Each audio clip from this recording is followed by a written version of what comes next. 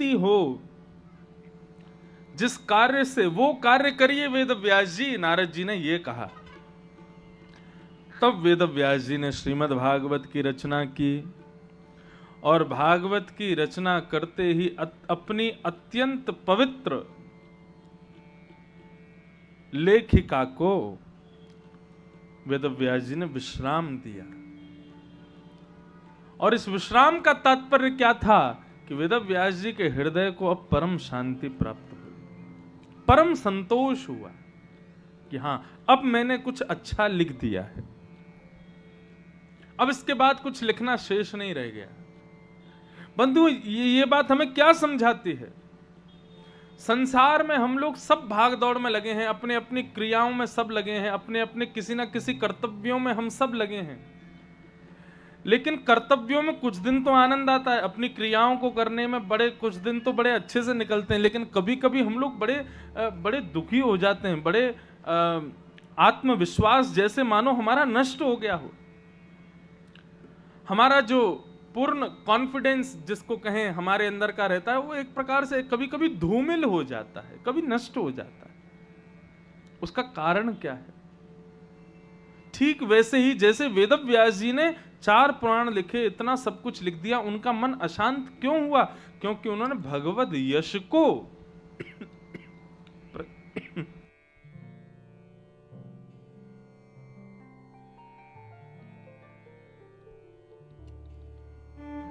भगवत यश को प्रकट नहीं किया, इसलिए मन अशांत हुआ। ठीक वैसे ही बंधुओं, ये निर्मल कथा का यश जो है, ठाकुर जी का जो मंगलमय भाव है ना, इसको सदैव अपने जीवन में स्थान दो, ताकि जीवन में कभी भी दुर्बलता, निर्बलता, इन सब का अनुभव तुमको ना करना पड़े। ये भाव है। वेद व्यास जी महाराज ने जैसे ही ठाकुर जी के निर्मल यश का गान किया, मन में विचार किया कि अब कुछ शेष नहीं रह गया। इस भागवत पुराण को वेद व्यास जी ने लिख करके अपने पुत्र सुखदेव को प्रदान किया, और सुखदेव जी ने यही भागवत की कथा गंगा किनारे बैठे हुए अत्यंत प्यासे श्री परीक्षित को सुनाई। सौनकादि ऋषियों ने सूत जी से प्रश्न किया, महाराज सुखदेव जी ने परीक्षित को 7 दिन कथा सुनाई, तो 7 दिन का क्या मतलब है? 7 ही दिन क्यों सुनाई? जरूरी है क्या कि कथा 7 ही दिन की होती है? देखो बंधुओं, एक बात बहुत ध्यान से सुनो, जीवन में केवल 7 ही दिन होते हैं हमारे। रविवार से लेकर शनिवार तक हम ये 7 ही दिन में जीते हैं, 7 ही दिन में ही मरते हैं, 7 ही दिन में सब काम करते हैं, इसलिए कथा का क्रम 7 दिन का। दूसरा भाव, 7 दिन क्यों हुई? जरूरी नहीं, अभी मेरी यहां 11 को पूरी होगी, 12 से है भाटापारा, भाटापारा में 19 को पूरी होगी, और 20 से कथा है बक्सर बिहार, और बक्सर की जो वो कथा है भागवत की, वो 9 दिन की कथा है। तो जरूरी नहीं है 7 ही दिन की होती, मैं तो 8 दिन की भी कथा करता हूं, और कहने को अगर सुनने वाले मिल जाएं तो 1 महीना की भी भागवत हो सकती है, लेकिन सुनने वाले होने चाहिए। 4 घंटा तो व्यापते हैं लोगों को, कब पूरे हों कब हम जाएं। लेकिन ऐसा यहां राजनंदगांव में नहीं लग रहा, यहां तो लोगों को लग रहा है कि और थोड़ी 1 आध घंटा और बढ़ के चले कथा, लेकिन हम यहां से बहुत दूर रुके हैं, हमको 1 घंटा तो आने जाने में ही लगता है, इसलिए सोचते हैं थोड़ा समय से कथा पूरी करके निकल जाएं, ताकि ठाकुर जी की सेवा हो जाए। फिर भी भोजन प्रसाद बनते बनाते पाते समय 9:30 10 बज जाते हैं रात के, इसलिए थोड़ा क्रम को ध्यान में रख के कर रहे हैं यहाँ। तो कोई वैसे देखो आज्ञा है 7 ही दिन में होनी चाहिए, लेकिन जरूरी नहीं है। कोई ऐसा नहीं बहुत बड़ा विघ्न हो जाएगा अगर 8 दिन की करा ली तो, 9 दिन की करा ली तो, ऐसा कुछ नहीं। सत्संग तो जितना लंबे समय के लिए मिले अच्छी बात है। तो सौनकादि ऋषियों ने प्रश्न किया, बोले महाराज ये भागवत की कथा शुकाचार्य जी ने परीक्षित को 7 ही दिन क्यों सुनाई? हमने सुना परीक्षित को श्राप व्राप लगा था। कृपा करके हमें वो कथा सुनाइए कि परीक्षित को श्राप क्यों लगा। सूत जी महाराज कहने लगे, देखो वो कथा का अंग जरूर है, लेकिन वक्षे कृष्ण कथोदयम, परीक्षित की कथा से कृष्ण कथा का उदय हो रहा है, केवल इसलिए मैं तुमको सुना रहा हूं। बाकी परीक्षित की श्राप की कथा सुनाना मैं उचित नहीं समझता, लेकिन क्योंकि वहां से कृष्ण कथा प्रारंभ होगी इसलिए मैं तुमको सुनाता हूं। तो अब ध्यान से सुनो कि परीक्षित को श्राप क्यों लगा। बोले उस समय की बात है जब महाभारत युद्ध अपने अंतिम समय पर, अंतिम पड़ाव पर चल रहा था। यदा मृधे कौरव संजयाना वीरेश्वथो वीरगतिं गतेषु ब्रकोदरा विद्गदा विमर्श भृगुनोरुदंडे धृतराष्ट्रपुत्रे। महाभारत का युद्ध अपने अंतिम पड़ाव पर चल रहा था। 2 लोगों के बीच में युद्ध हो रहा था, दुर्योधन और भीम। भीम अपनी प्रचंड गदा से खूब प्रहार करता है, लेकिन दुर्योधन का बाल बांका नहीं होता। क्यों? क्योंकि उसका सर्वांग अंग लोहे का है। क्यों है ये सब आप जानते हो। पुर्याधनाश्रय।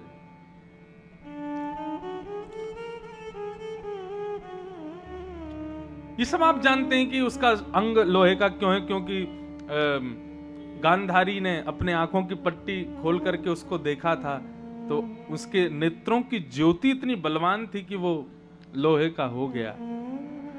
परंतु भगवान ने आकर के उसको कौपीन पहना दी थी। बोले कि अरे माँ के सामने निर्वस्त्र नहीं जाते, कम से कम केले का पत्ता तो लगा ले। इस वजह से उतना अंग उसका रह गया था।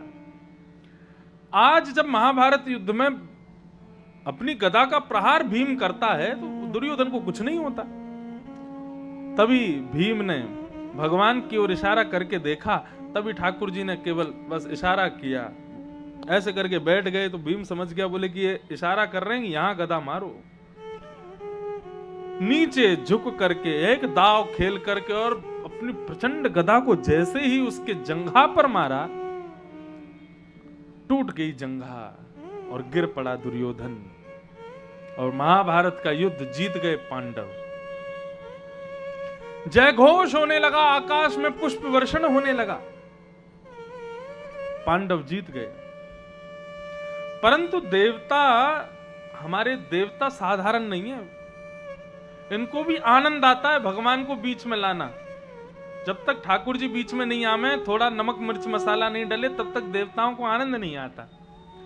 देवता बोले यार इतनी आसानी से पांडव जीतने नहीं चाहिए। देवता है तो पक्षधर पांडवों की, लेकिन उनको रहता है कि ठाकुर जी कैसे अपनी कुछ दिव्य लीला दिखावें, तब आवे आनंद। तो देवताओं ने क्या किया, नारद जी को कहा कि जाइए जाकर के बलराम जी को बता दीजिए कि धर्म युद्ध में अधर्म हुआ है। क्यों? नाभि से नीचे प्रहार करना धर्म युद्ध में निषेध है, और यहां भगवान की आज्ञा हुई है। तब भीम ने नाभि से नीचे जंघा पर प्रहार किया। अधर्म हुआ है, जाकर के बता दीजिए बलराम जी। बलराम जी कहां थे? बलराम जी थे तीर्थ यात्रा में। क्यों? महाभारत युद्ध में बलराम जी नहीं थे। क्यों? बलराम जी कहते हैं एक तरफ मेरा भैया है कृष्ण और दूसरी तरफ मेरा चेला है दुर्योधन। दुर्योधन को गदा चलाना बलराम जी ने सिखाया। शिष्य का पक्ष लूं कि भैया का पक्ष लूं, दोनों ही प्यारे हैं। तो दोनों का ही पक्ष छोड़ के चले गए। बोले कि मैं तीर्थ यात्रा में रहूंगा ही नहीं तो पक्ष की बात ही नहीं आवेगी। नारद जी ढूंढते ढूंढते पहुंचे तो बद्रीनाथ में बैठ करके बलराम जी जप कर रहे थे। तभी नारद जी बोले महाराज प्रणाम। नारद जी को देखते ही बलराम जी बोले और नारद सब ठीक हैं, आनंद मंगल सब मंगल। अच्छा ये बताओ महाभारत युद्ध का क्या हुआ, युद्ध में क्या चल रहा है इस वक्त? नारद जी बोले क्या बताएं, आपकी अनुपस्थिति खल रही है युद्ध में। बलराम जी बोले मेरी अनुपस्थिति है, लेकिन कृष्ण तो है ना। सब लोग इधर देखिए, ध्यान से सुनो। कृष्ण तो है ना। बोले वे ही तो सब करवा रहे हैं। बोले क्या हुआ, क्या करवाया कृष्ण ने?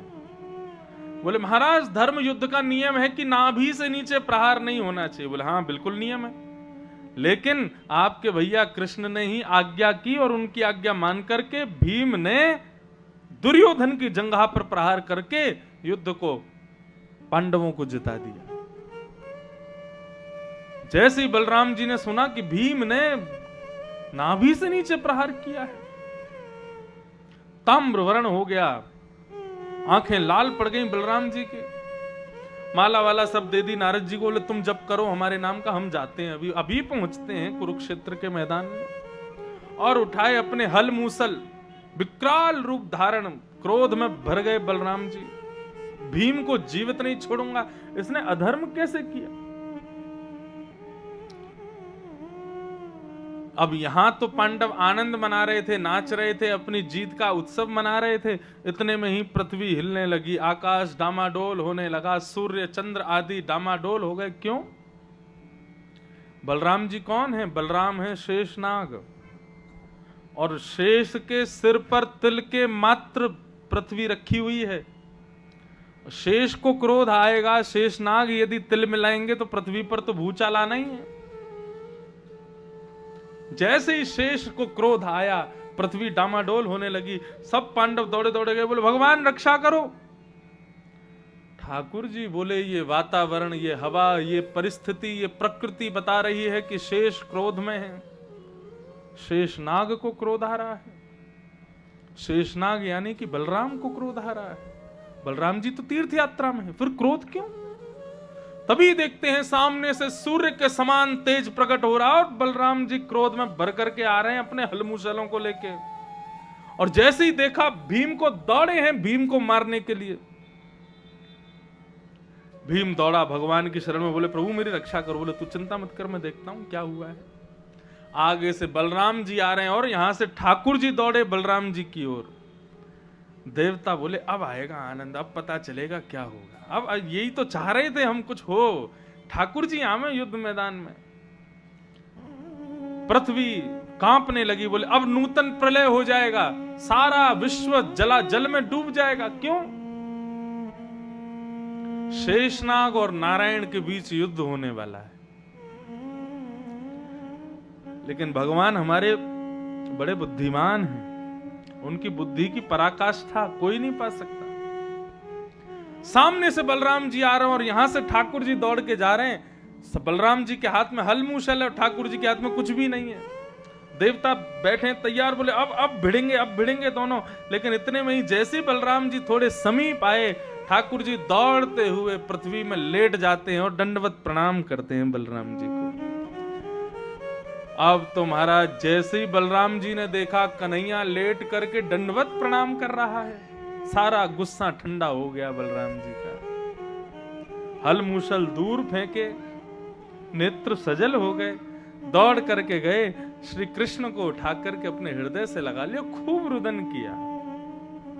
इतने दिनों से देखा नहीं था कृष्ण को। बंधुओं, इस बात से क्या समझ में आया? अब यहां बच्चे तो ज्यादा है नहीं तो बच्चों को बताता, सब बड़े बड़े ही बैठे हैं। बड़े लोग यदि क्रोध करें तो क्या करना चाहिए? जो भगवान कृष्ण ने किया वो ही करना चाहिए। चाहे तुम्हारी लाख गलती हो और चाहे वो भयंकर गुस्से में हो, पैर पकड़ लो सीधे, ठीक है बाबूजी आज के बाद निगारी मैया मुंह को छोड़ दे, अब नहीं करूंगा। चरण पकड़ते ही वो कितने भी गुस्सा में हो, बड़े लोगों का सबसे कोमल अंग होता है उनके पैर। बालक जब दंडवत प्रणाम करता है ना, तो बड़े कितने भी क्रोध में हो, सारा गुस्सा ठंडा हो जाता है। भले ही बालकों की गलती नहीं है, लेकिन फिर भी बड़ों को क्रोध आए तो छोटों को प्रणाम करना चाहिए। क्रोधापि देवेन वरेण तुल्यम। बड़े लोगों का, विद्वान लोगों का क्रोध बताते हैं वरदान के समान होता है। हल्की वॉल्यूम का, वरदान के समान होता है। ठाकुर जी को अपने चरणों में लेटा देख बलराम जी का तो सारा गुस्सा ठंडा, उठाया गोद में हृदय से लगाया, बोले अरे कन्हैया थोड़ी देर तो ठाकुर जी को देखने लगे, लेकिन जैसे ही दृष्टि घूमी और फिर से भीम को देखा, फिर बोले अरे मेरे हल मुशल कहां है, इसको तो जान से मार दूंगा मैं। अब ठाकुर जी ने हाथ पकड़ा। क्यों क्यों मारेंगे आप भीम को? लाला, इसने धर्म विरुद्ध कार्य किया। बोले क्या किया? बोले इसने धर्म युद्ध में नाभि से नीचे प्रहार किया, जो कि निषेध है। मेरा कर्तव्य है धर्म की रक्षा करना, और धर्म की अवहेलना यदि हमारे परिवार का व्यक्ति भी करेगा तो मैं उसको जीवित नहीं छोड़ूंगा। भगवान मुस्कुरा गए, बोले अपनी बातों के जाल में ही फंस गए आप। बोले क्यों? बोले नहीं, आपको भीम का अधर्म तो दिखाई दे रहा है कि उसने नाभि से नीचे प्रहार किया, ये अधर्म है। और भरी सभा में दुर्योधन द्रौपदी को निर्वस्त्र कर रहा था, वो अधर्म नहीं था। तब तो आप नहीं आए थे, तब तो आप अपनी गदा लेकर के नहीं आए, तब तो आप अपने हल मुशल लेकर के नहीं आए दुर्योधन को मारने के लिए। आप तो धर्म के रक्षक हो, आप तो धर्म के अधिकारी हो, तो फिर दुर्योधन को भी मार दीजिए, उसने भी गलत किया था। भरी सभा में एक अबला नारी को निर्वस्त्र करना कौन सा धर्म है? बलराम जी शांत हो गए। और रही बात भीम ने जो धर्म का परित्याग आज किया, नाभि से नीचे प्रहार करना गलत है, मना है धर्म युद्ध में, मैं जानता हूं। लेकिन दुर्योधन जैसा महापापी यदि अधर्म से मर रहा हो तो वहां अधर्म करने में भी कोई दोष नहीं। अधर्मियों को, विधर्मियों को यदि विधर्म से नष्ट किया जाए उसमें कोई दोष नहीं है। अरे ऐसी अपवित्र आत्मा के लिए, ऐसे अपवित्र दुर्योधन के लिए भीम यहां पर भी देखे कि मैं धर्म का पालन करूं। गौ हत्या करने वाला, माताओं बहनों पर हाथ उठाने वाला, बालकों का वध करने वाला, ऐसा गुरुद्रोही, ऐसा महादंडी महापापी, उसके लिए धर्म का विचार करेंगे हम?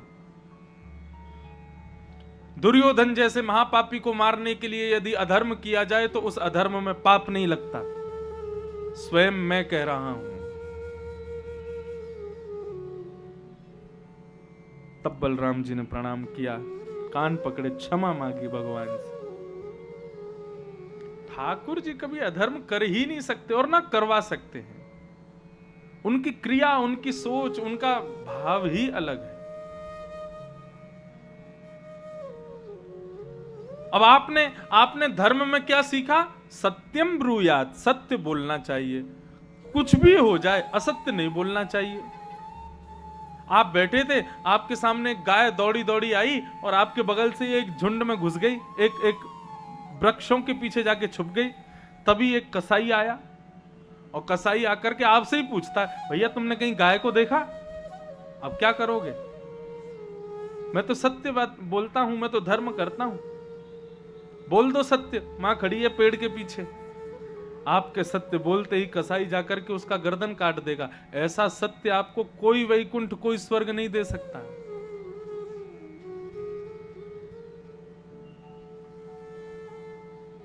धर्म की रक्षार्थ विधर्मियों को नष्ट करने के लिए यदि विधर्म का पालन करना पड़े तो वह भी धर्म है, उसमें कोई दोष नहीं।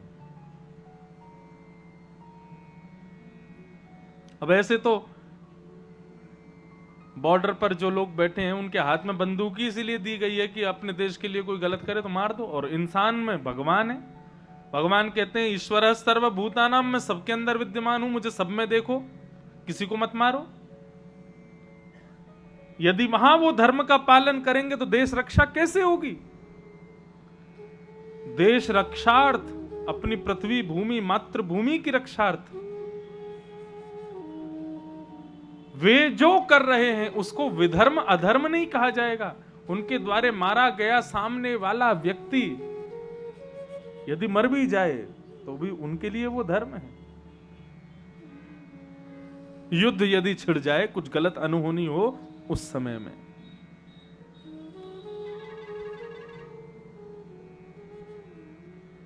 तो इस प्रकार युद्ध जीत गए पांडव, लेकिन दुर्योधन मरा थोड़े ही था, बस जंगा टूटी थी तो गिरा पड़ा था। इतने में ही गुरुपुत्र अश्वत्थामा आए, आकर के बोलने लगे अब भी समय है, मुझको अपना सेनापति बना दो। दुर्योधन ने कहा ठीक है तुमको सेनापति बनाया। जब सेना खत्म हो गई तब कह रहा सेनापति बना दो। सब मर गए थे, कोई नहीं बचा था। लेकिन कई लोग होते हैं उनको पद की बड़ी इच्छा होती है, हमको पदेशना, इसको बोलते हैं पदेशना। शादी ब्याहों में जाएंगे, घूम रहे हैं, भोजन नहीं कर रहे, किसी ने जाके पूछा भैया क्या हो गया, भोजन क्यों नहीं कर रहे? हमसे किसी ने पूछा ही नहीं, हमको किसी ने बैठने को बोला ही नहीं, हम क्यों खाएं, हम क्यों बैठें? कई लोगों को पूछ की बड़ी इच्छा होती है, हमको पूछा क्यों नहीं, हमसे कहा क्यों नहीं, हमसे बोला क्यों नहीं, हमको ऐसे कैसे कह दिया, हमको ये क्यों कह दिया। अपमान किसको लगता है? जिसको बहुत सम्मान की इच्छा होती है। अपमान का बोध भी उसी को ही होता है। शादी ब्याहों में, घर के कार्यक्रमों में फूफा जीजा के मोही बने रहते हैं। क्यों? बहुत सम्मान की इच्छा लेकर के आए थे। और बहुत सम्मान जो पहले सोच लेता ना, मैं जाऊंगा तो ऐसे पूछेंगे, ऐसे बिठाएंगे, ऐसे करेंगे, और जितना सोच के आए उसमें से एक चीज भी नहीं हुई, इसको ही अपमान लगता है। अत्यंत सम्मान की इच्छा अपमान को जन्म देती है। इसलिए क्या करो, सम्मान की इच्छा ही मत रखो। उससे क्या होगा, यदि कोई तुम्हारा जानबूझ के अपमान भी कर देगा तो भी तुमको पता नहीं चलेगा कि मेरा अपमान हुआ था। मेरा अपमान हुआ है ये पता ही तब लगता है जब सम्मान की इच्छा से जाते हो। महादेव की कथा बताती है, दक्ष प्रजापति ने जब स्थान नहीं दिया महादेव को, किसी देवता को स्थान मत दो नाराज हो जाएंगे, लेकिन महादेव को नहीं दिया तो उनको कोई फर्क नहीं पड़ा। क्यों? क्योंकि बाकी सब देव हैं, वो महादेव हैं, उनको सम्मान की इच्छा नहीं है। क्रोध तो सती को आया, मेरे पति को स्थान क्यों नहीं दिया, और उसी की वजह से सब हुआ। महादेव सम्मान की इच्छा नहीं रखते। ऐसे ही हम भी बने, सब जगह ज्यादा सम्मान की इच्छा मत रखा करो।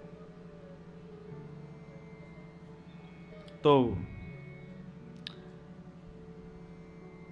अर्धरात्रि का समय, अश्वत्थामा गया मारने के लिए पांचों पांडवों को, लेकिन जाको राखे साइया मार सके ना कोई। ठाकुर जी पांचों पांडवों को उठा करके वहां से ले गए। बोले कहां जाना है? बोले हंस देखने जाना है।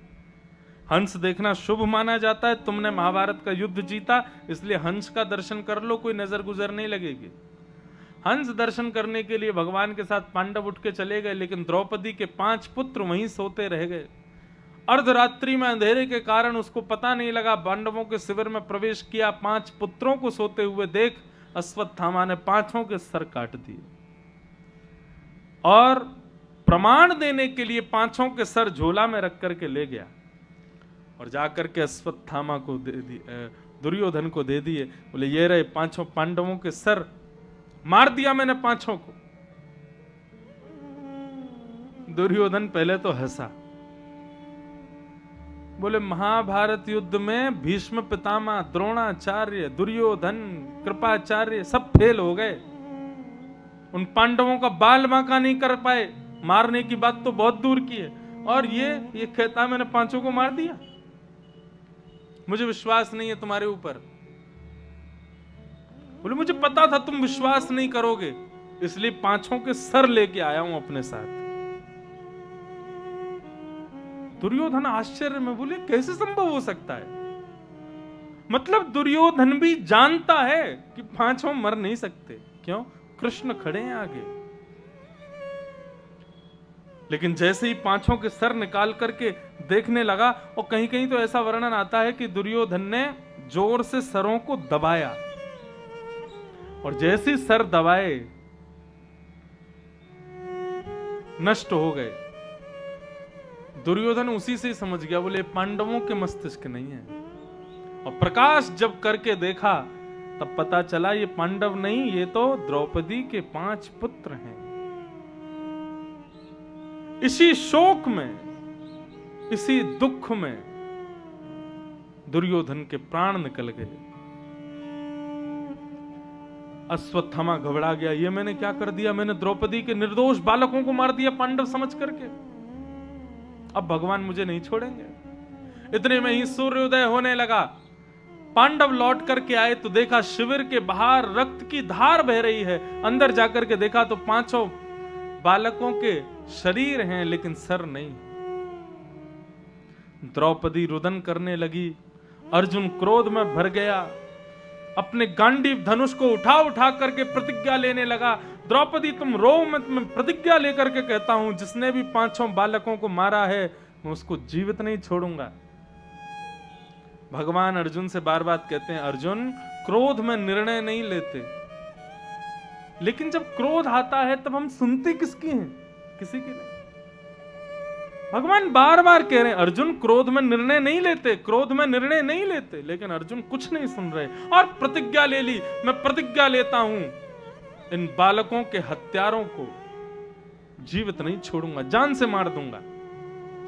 भगवान बोले अब तू फंसेगा। क्रोध में जब निर्णय लेते हैं हम, वो घातक ही होता है। इसलिए जब भी क्रोध आए, कुछ भी करो, लेकिन कोई बहुत बड़ा निर्णय मत लो क्रोध में, क्योंकि वो बाद में जाकर के आपको पता चलेगा कि ये घातक हुआ मेरे लिए। क्रोध करना चाहिए, क्रोध थोड़ा बहुत आना चाहिए। थोड़ा बहुत क्रोध नहीं करेंगे तो फिर वश में नहीं कर पाओगे बच्चों को, अपने नीचे काम करने वालों को, अपने परिवार को, आदियों को। क्रोध थोड़ा तो हो, लेकिन क्रोध में केवल एक चीज नहीं होनी चाहिए, और वो है किसी भी प्रकार का निर्णय, किसी भी प्रकार का डिसीजन क्रोध में नहीं लेना चाहिए। वो उचित नहीं होता हमारे लिए। भगवान समझा रहे थे अर्जुन को, लेकिन अर्जुन ने नहीं मानी बात, ले लिया। बालकों के हत्यारे को जीवित नहीं छोड़ूंगा। और भगवान से कहा, रथ निकालिए, मुझे देखना है किसने मारा है मेरे द्रौपदी के 5 पुत्रों को। कृतवर्मा, अश्वत्थामा आदि 3 लोग बचे थे, विचित्रवीर्य, इनके यहां गए। लेकिन जैसे ही अंत में गए हैं अश्वत्थामा के यहां, तो अश्वत्थामा भयभीत होकर के, घबरा करके वहां से भागने लगा। अश्वत्थामा को भागते देख भगवान ने कहा कि अर्जुन यही है हत्यारा, और उसको पकड़ने के लिए रथ दौड़ाया। इतने में ही अश्वत्थामा ने ब्रह्मास्त्र को अभिमंत्रित करते हुए अर्जुन पर छोड़ दिया।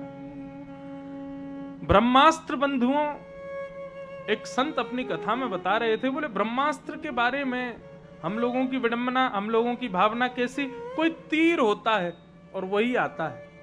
लेकिन वास्तव में ब्रह्मास्त्र क्या है? ब्रह्मास्त्र में कोई तीर को अभिमंत्रित नहीं करते थे। ब्रह्मास्त्र में केवल धनुष ऊपर करके, प्रत्यंचा खींच करके ब्रह्मास्त्र को अभिमंत्रित किया जाता था, उसका स्मरण किया जाता था। और जैसे प्रत्यंचा छोड़ते थे तो आकाश में एक दूसरा सूर्य प्रकट हो जाता था। एक सूर्य तो है, लेकिन एक और सूर्य प्रकट होता, और वो सूर्य केवल उसी को तपाता था जिसके लिए ब्रह्मास्त्र छोड़ा गया है।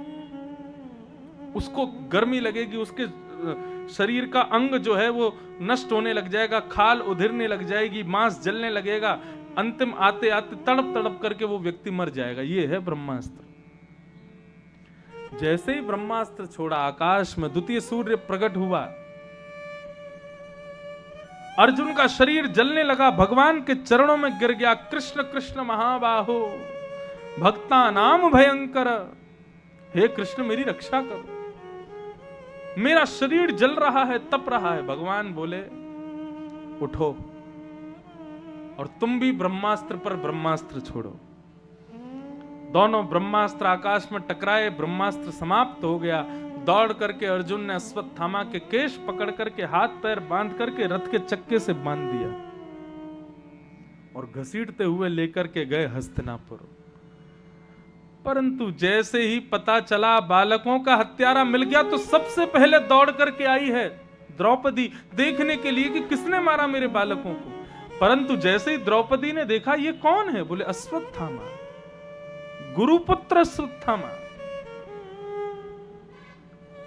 द्रौपदी वहीं बैठ गई और अर्जुन के आगे हाथ जोड़ के कहती है, अर्जुन जो करना है करो, परंतु अश्वत्थामा को मृत्यु दंड मत देना।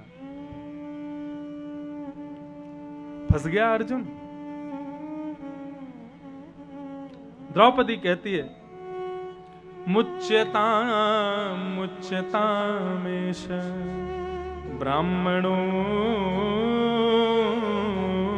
नितराम गुरु। अर्जुन इसको मत मारो। क्यों क्यों नहीं मारूं? अरे बालकों का हत्यारा है। बोले बालकों का हत्यारा ये समय कब था? जब भगवान समस्त पांडवों को प्रणाम करके रथ में बैठ के द्वारिका जा रहे थे वापस, उस समय की घटना है। जैसे ही भगवान रथ में बैठे इतने में ही देखा दूर से भुजाओं को उठा करके चिल्लाती हुई आ रही है उत्तरा। भगवान के चरणों की ओर दौड़ी है। पाहि पाहि महायोगिन देव देव जगत्पते नान्यं तद्भयं पश्ये रत्तमत्यो परस्परम। दौड़ी दौड़ी भगवान के चरणों में गई और भगवान से क्या कहती है? पाहि पाहि महायोगिन देव देव जगतपते। जगतपते इस शब्द का भाव कहती है, आप जगतपति हो, जगन्नाथ हो। ससुर खड़े हैं अर्जुन, युधिष्ठिर जी खड़े हैं, धर्म सम्राट, किसी की शरण में नहीं गई है, सबके मध्य ठाकुर जी की शरण में जाती है और जाकर के कहती है, आप मेरी गर्भस्थ शिशु की रक्षा करो। उस समय अर्जुन युधिष्ठिर आदियों को बता दिया उत्तरा ने, बोले कि अरे आप लोगों के पास कौन आएगा? द्रौपदी का चीरहरण हो रहा था, आप लोग नीची नजर करके बैठे थे, तब भी ये आए थे उसको बचाने के लिए। आज भी यही रक्षा करेंगे। क्यों? क्योंकि आप किसी किसी के पति हो, लेकिन ये तो जगतपति हैं, ये सबके स्वामी हैं।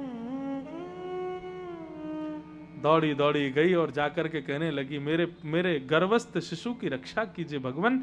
भगवान एक रूप से तो बाहर खड़े थे, लेकिन जैसे ही देखा संकट आती मेरे चरणों की ओर दौड़ी है। पूर्ण समर्पण की भावना से ठाकुर जी ने अंगुष्ठ मात्र एक रूप धारण किया, अदृश्य रूप, किसी को दिखाई नहीं दे रहा था। उत्तरा की श्वास नली से उसके गर्भ में प्रवेश करके ठाकुर जी ने अपनी प्रचंड गदा को आकाश में इतनी द्रुत गति से घुमाया कि ब्रह्मास्त्र आकाश में ही नष्ट हो गया और बालक की रक्षा हो गई।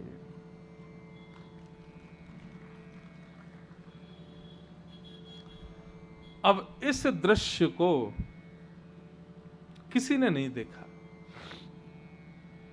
भगवान बोले, उत्तरा अब सब ठीक है, बालक का जन्म होगा, स्वस्थ होगा, तुम जाओ। आशीष देकर के उत्तरा को मुक्त किया। लेकिन जैसे ही रथ आगे बढ़ा तभी क्या होता है, यहां तो पांडव खड़े हैं, पूरी प्रजा खड़ी है, लेकिन रथ के सामने खड़ी है बीचों बीच कुंती भुआ, पांडवों की मां। और भगवान की ओर मानो जैसे चोरी पकड़ी जाने पर जैसी मुस्कुराहट होती है, वैसी मुस्कान करके कुंती खड़ी है। भगवान बोले, भुआ राम राम, अब जाएं हम द्वारिका, अपने बच्चे पत्नी आदि सब याद कर रहे हैं, सबके पास जाएं।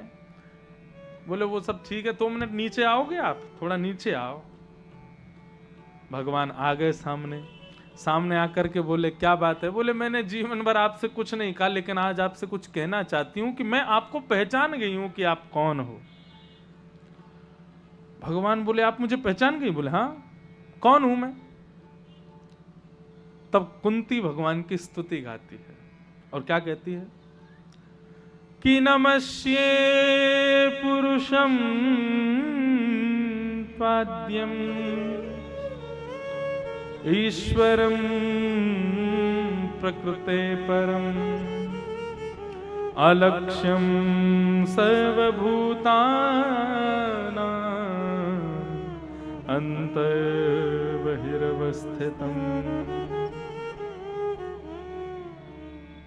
आप साक्षात भगवान हो। भगवान हंसने लगे। अच्छा कौन है हम? बोले भगवान। अच्छा मैं भगवान हूं? बोले हाँ। आपको कैसे पता चल गया कि मैं भगवान हूं? बोले क्योंकि भगवान सबके भीतर रहते हैं, सबके बाहर रहते हैं, और मैंने ये दृश्य देख लिया। बोले कब देखा? बोले अभी अभी उत्तरा के गर्भ में गदा किसने घुमाई थी? भगवान चुप हो गए। बोले कि ये तो किसी को दिखाई नहीं दिया, आपने कैसे देखा? बोले मैंने सब देखा। बोले मैं कैसे दिख गया? तब कुंती दूसरा उत्तर देती है कि आप दिखते कैसे हो तो आप सब जगह, लेकिन दिखते क्यों नहीं हो? माया जवनिका छन्न आज्ञा दो क्षजमव्ययम् न लक्ष्य से मूढ़ दृशा नटो नाट्य धरो यथा। प्रभु आप सब जगह हो, लेकिन मानव की आंखों के आगे माया का चश्मा चढ़ा हुआ है। ये संसार माया है, और जब माया हमारी आंखों को लुभाती है ना, तो भगवान कभी नहीं लुभाते।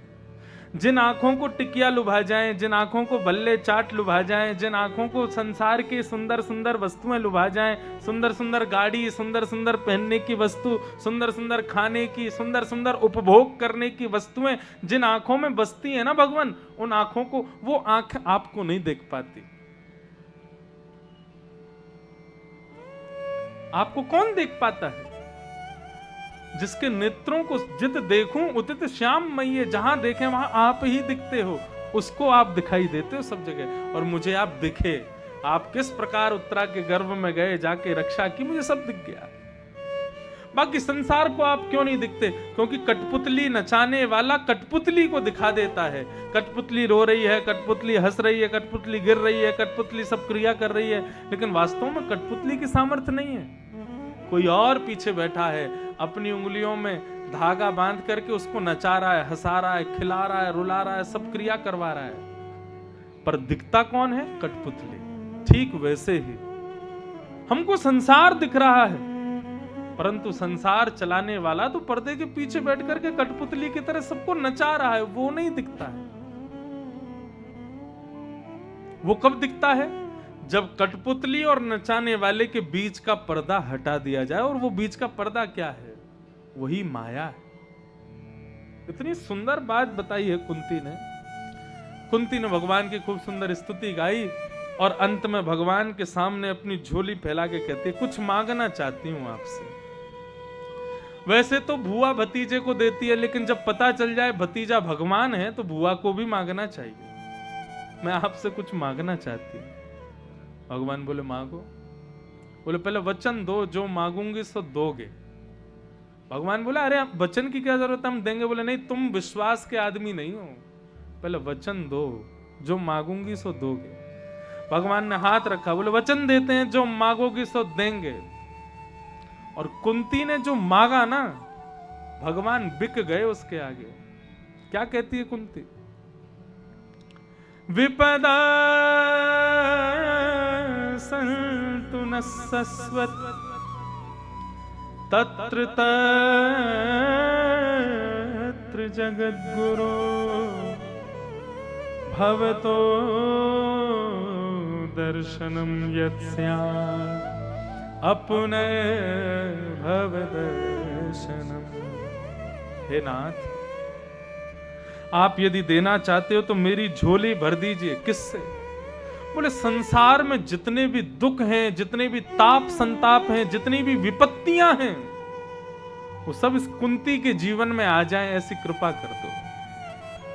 मैं एक पल भी सुख से ना बैठूं, एक पल भी चैन से ना बैठूं, दुखी रहूं, विपत्तियों का सामना करती रहूं, ऐसी कृपा मुझ पर कर दो।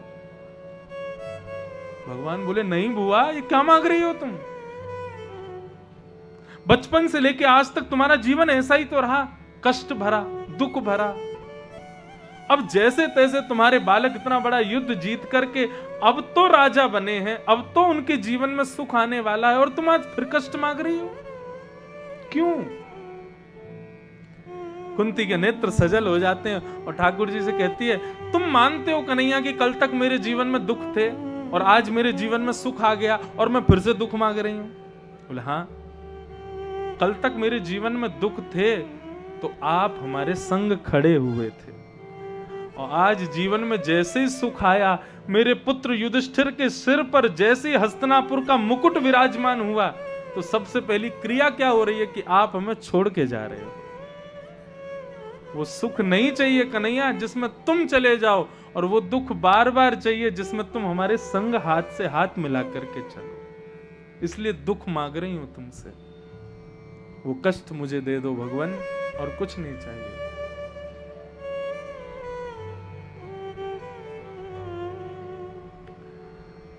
कुंती के इस भाव को सुनकर के भगवान से रहा नहीं गया और अपने हृदय से द्वारिकाधीश ने कुंती को लगा लिया और कहा कि बुआ, मैं सदा तुम्हारे हृदय में रहूंगा। मैं भले ही द्वारिका में रहूं, कहीं रहूं, जब जब तुमको मेरी याद आएगी, एकांत में आके मेरे को याद करना, मैं आ जाऊंगा तुम्हारे पास। और ये वरदान केवल कुंती को भगवान ने दिया। बोलो भक्त वत्सल भगवान की जय। ऐसे हैं हमारे नाथ, इसलिए मैं कथा में गाया करता हूं, मेरा नाथ तू है, मेरा नाथ तू है, नहीं मैं अकेला, मेरे साथ तू है, मेरा नाथ तू है, मेरा नाथ तू है, नहीं मैं अकेला, मेरे साथ तू है, मेरा नाथ तू है। आओ, मेरा नाथ तू है, नहीं मैं अकेला, मेरे साथ तू है, मेरा नाथ तू है, मेरा नाथ तू। श्री राधा रमण लाल की करताल बजा के गाओ।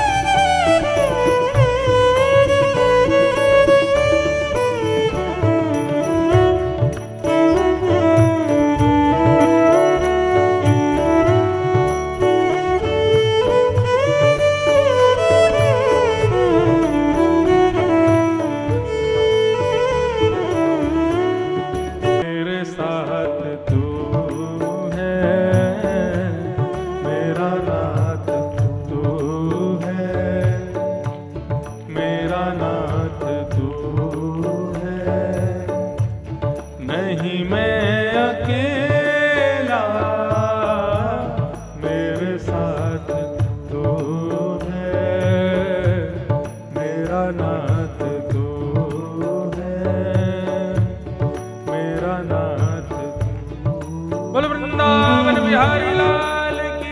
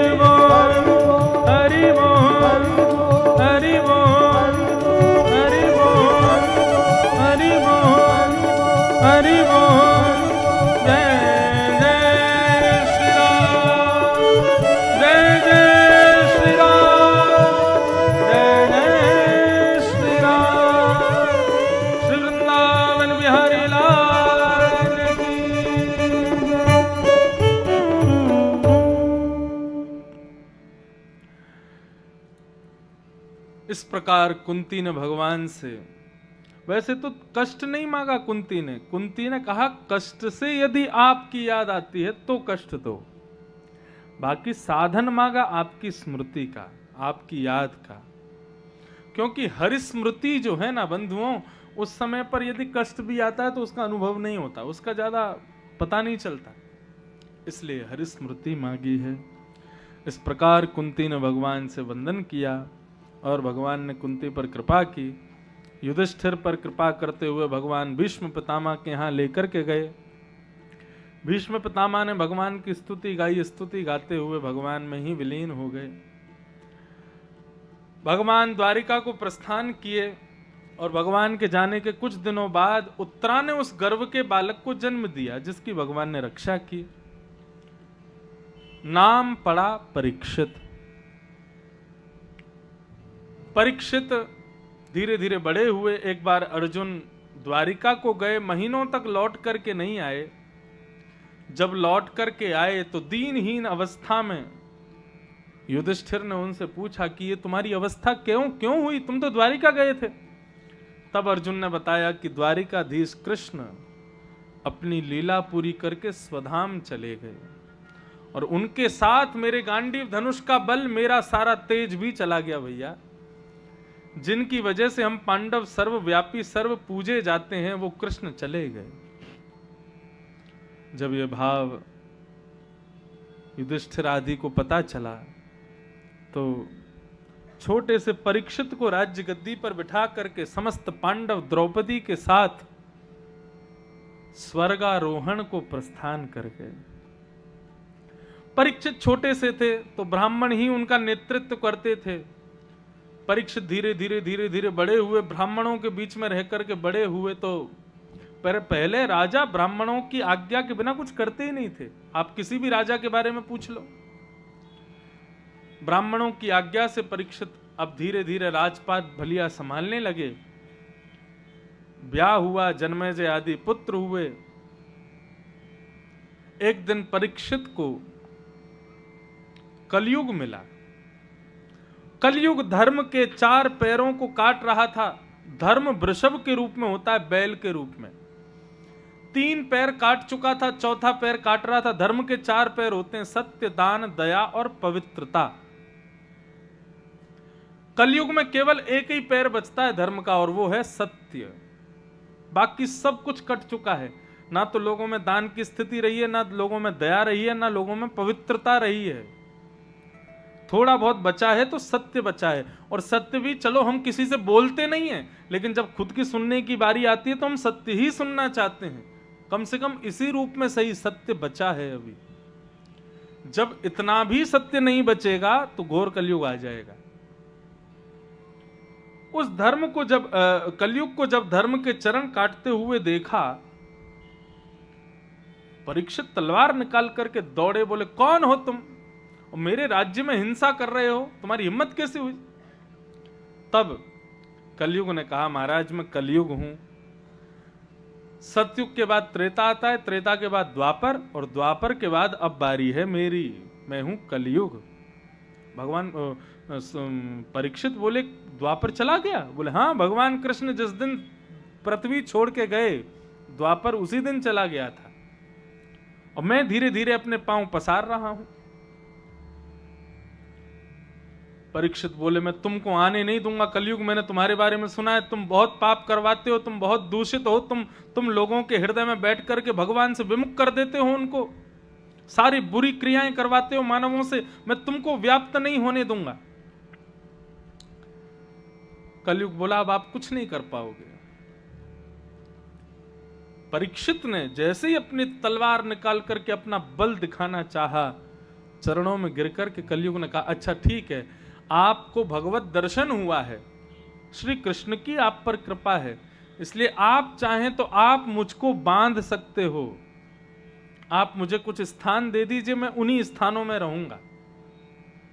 तो कलयुग को बंधुओं सुखदेव श्री परीक्षित जी ने 5 स्थान दिए हैं। कलयुग केवल 5 जगहों पर है, लेकिन फिर भी लोग कितना पाप कर रहे हैं, इसका मतलब इन 5 में कहीं ना कहीं हमारा प्रवेश भी है। कौन से हैं 5 स्थान? द्यूतम पानम स्त्रियः सूना। पहले 4 स्थान कौन कौन से? पहला स्थान द्यूतम यानी कि जुआ, पानम यानी कि मद्यपान करना, भक्ष भक्ष खाना, ना खाने वाली चीज ना पीने वाली चीजों का सेवन करना, उसमें कलयुग रहता है। जुए में रहता है, अपवित्र वस्तु सेवन करने वाली वस्तुओं में रहता है। स्त्रिय, पराई स्त्री पर कुदृष्टि रखना, कुसंग करना, उसमें कलयुग रहता है। सूना यानी कि हिंसा, मार काट, आतंकवाद, लड़ाई झगड़ा, इन सब में कलयुग का निवास रहता है। ये 4 स्थान कलयुग को दिए। कलयुग बोला थोड़े कम हैं, एक और दे दो। तब पुनश्च याचमानाय जात रूप मदात प्रभो। पुनः याचना करने पर कलयुग को 5वां स्थान दिया, और वो क्या था? अनीति से, बिना मेहनत से, बिना नीति, बिना धर्म से कमाया गया धन, उसमें कलयुग रहता है। केवल 5 स्थान हैं कलयुग के: जुआ, मदिरापान और मांस भक्षण आदि अशुद्ध भोजन, पर स्त्री या पर पुरुष संग, हिंसा, लड़ाई झगड़ा कलेश आदि, और बिना मेहनत अनीति से कमाया गया धन। इन 5 जगह पर कलयुग रहता है। और जो व्यक्ति इन 5 से बचा हुआ है वो व्यक्ति कलयुग में है ही नहीं। वो द्वापर में ही है, वो सतयुग में ही है, वो त्रेता में ही है। लेकिन ऐसा हो नहीं सकता कि हमारा प्रवेश इन 5 में से किसी में ना हो। कोई व्यक्ति जुए में फंसा, अच्छा जुआ का मतलब वही मत समझना जो लोग 4 अटारी के नीचे बैठ के खेलते हैं, पेड़ के नीचे बैठे, केवल वही जुआ नहीं है। जुए के बहुत रूप हैं। देख, भारत पाकिस्तान का मैच, आज भारत जीतेगी नहीं, आज पाकिस्तान जीतेगी, लगी 500 की शर्त, यही है जुआ। आज बारिश हो गई कि नहीं होगी, लगा ले बेटा, 200 रुपए की लगा ले, यही ये शर्त जो तुम बार बार लगाते हो, ये भी जुआ है। भगवान की करनी पर, होनी पर संशय व्यक्त करना और दावा करना, यही तो जुआ है। क्या होने वाला है और क्या नहीं होने वाला, उस पर संशय और दावा। अच्छा, तुम भगवान के करनी पर संशय कर रहे हो और दूसरी बात तुम दावा कर रहे हो, नहीं नहीं ऐसा ही होगा, यही तो जुआ है। और उसमें भी लक्ष्मी का प्रयोग करना, धन का प्रयोग करना, यह जुआ का स्वरूप है। पानम, अपनी जिह्वा से अपने गर्भ में सारी अपवित्र वस्तुओं को ले जाना, मदिरा को, मांस को, आदि आदियों को, तंबाकू, बीड़ी, सिगरेट आदि, इन सब को, इन सब का सेवन करने वाला व्यक्ति कलयुग में ही है। वो कलयुग कर रहा है। कलयुग अपना प्रभाव उस पर छोड़े बिना जाएगा नहीं। पर स्त्री संग, पर पुरुष संग, विवाह के पश्चात अन्यत्र किसी के प्रति कुदृष्टि रखना, यह पाप को जन्म देता है। सूना, हिंसा, आपकी किसी करनी से किसी व्यक्ति का मन दुखी हो जाए, किसी परिवार का, किसी माहौल का सब अपभ्रंश हो जाए, सब नष्ट हो जाए, ऐसे कलेश ये कलयुग में ही होते हैं। और चौथा, बिना मेहनत से, बिना मेहनत किए अनीति से कमाया गया धन, उसमें भी कलयुग है। वैसे क्या लगता है सबसे ज्यादा हम लोग किस में फंसे हैं? 5वें वाले में। बिना मेहनत का जो धन हम लोग कमाते हैं, नेक पता चल जाए महाराज कि वो पुल के नीचे कोई सोने के सिक्के लुटा रहा है, सब भाग जाओगे कथा छोड़ के। सोने के सिक्के लुटाए जा रहे हैं, कैसे नहीं पाए? बिना मेहनत के सब कमाना चाहते हैं।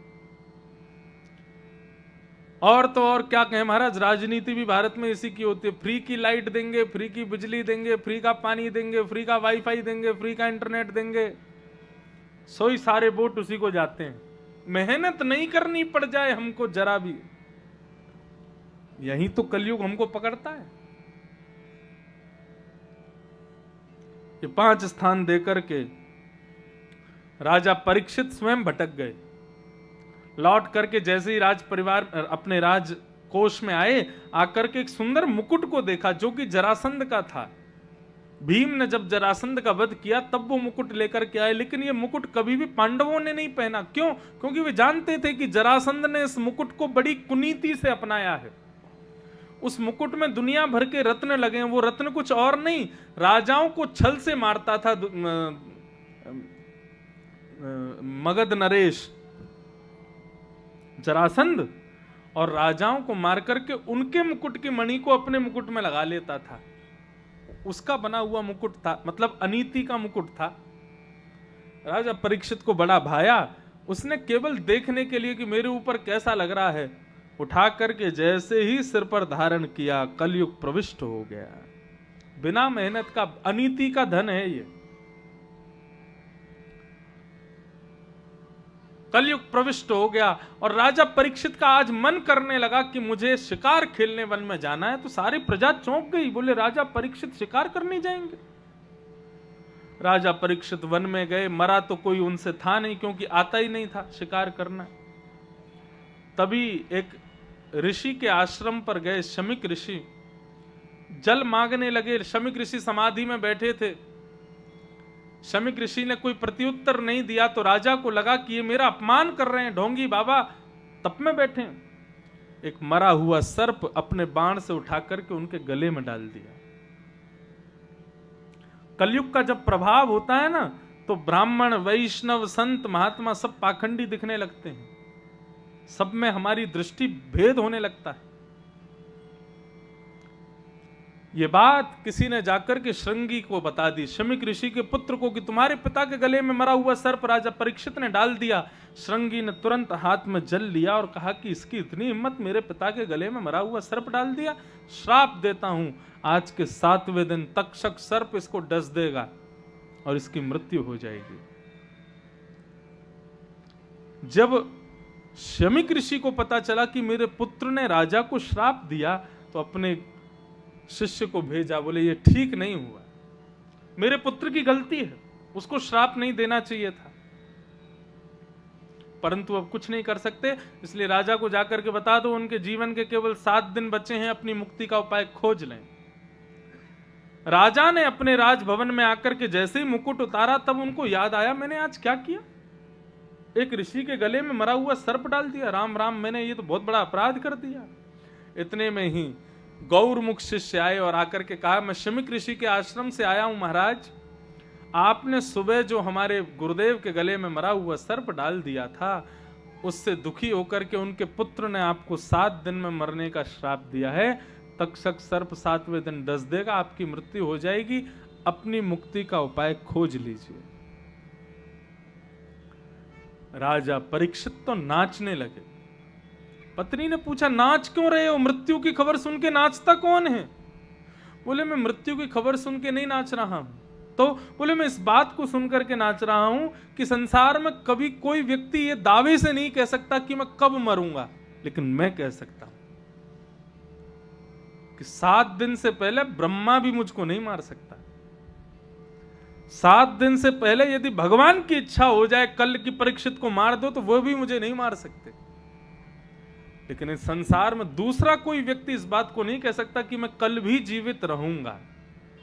मैं कह सकता हूं। एक ब्राह्मण का आशीर्वाद मिला है मुझे। व्यक्ति यहां चिंता में है कि कल मैं जीवित रहूंगा कि नहीं, लेकिन मैं निश्चिंत हूं कि 7 दिन तक अब मुझे कुछ नहीं हो सकता, इसलिए इन 7 दिनों में अपनी मुक्ति का उपाय खोज लूंगा मैं। अरे लोगों को तो पता भी नहीं चलता, वो मर जाते हैं, लेकिन मुझे कम से कम 7 दिन तो मिले हैं अपनी जीवन की भूली बिसरी गलतियों को सही करने के लिए। इसलिए मैं प्रसन्न हूं देवी। अपने पुत्र जन्मेजय को राज्य गद्दी पर बिठा करके राजा परीक्षित तुरंत निकल पड़े वन में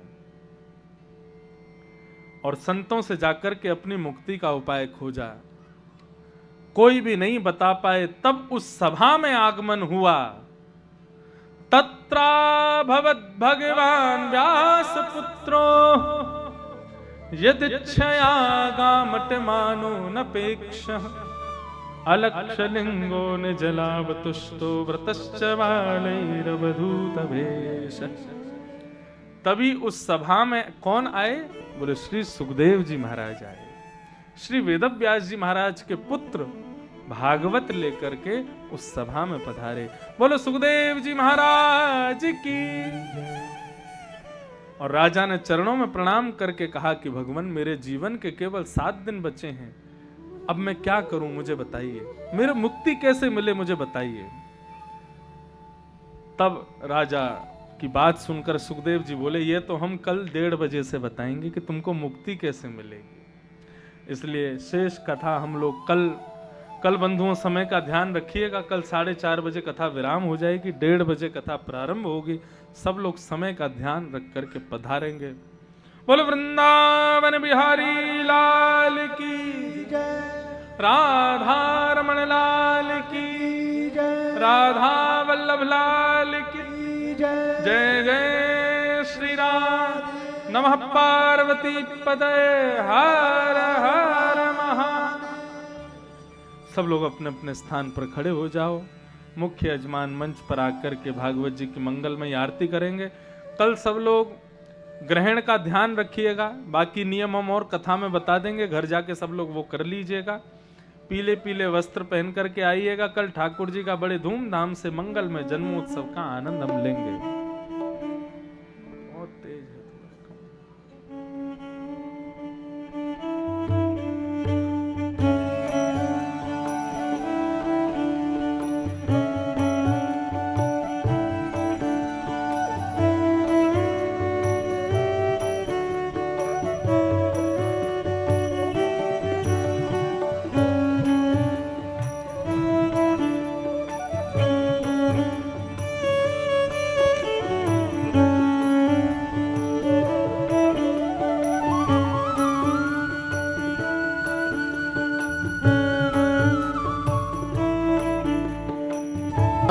प्रथमे